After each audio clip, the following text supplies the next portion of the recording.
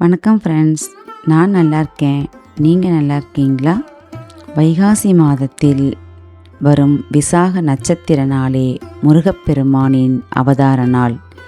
சிவபெருமானின் நெற்றிக் கண்ணிலிருந்து தோன்றிய 6 தீப்பொறிகள் சரவண பொய்கையில் 6 குழந்தை முருகராக தோன்றின. பார்வதி தேவி அந்த 6 குழந்தைகளையும் ஒரே உருவமாக இணைத்தார். அவ்வாறே ஆறுமுகன் முருகர் தோன்றினார். விசாகம் என்றால் மேலான ஞானம் என்று பொருள். ஞானத்தின் வடிவமே நம் முத்துக்குமரன். இந்த வருடம் வைகாசி விசாகம் மே 29ஆம் தேதி வெள்ளிக்கிழமை காலை 10:38 மணிக்கு ஆரம்பித்து மே 30ஆம் தேதி சனிக்கிழமை மதியம் 1:20க்கு நட்சத்திரம் முடிவடைகிறது.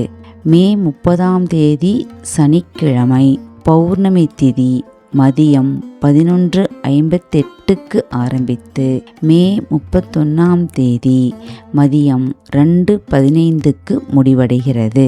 மே 30ஆம் தேதி பகல் 11:41 முதல் மதியம் 12:31 வரை உள்ள தோராயமாக 50 நிமிடங்கள் அபிஜித் முகூர்த்த நேரம்.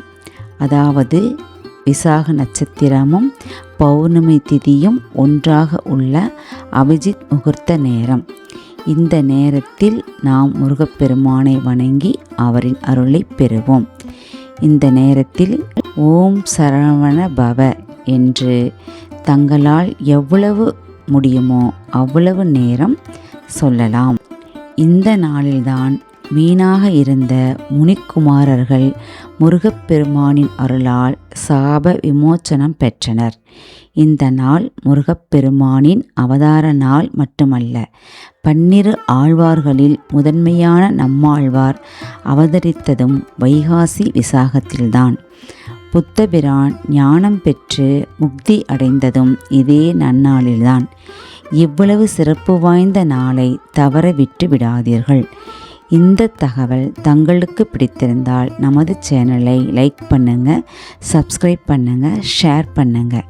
மீண்டும் ஒரு நல்ல தகவலுடன் தங்களை சந்திக்கிறேன். நன்றி.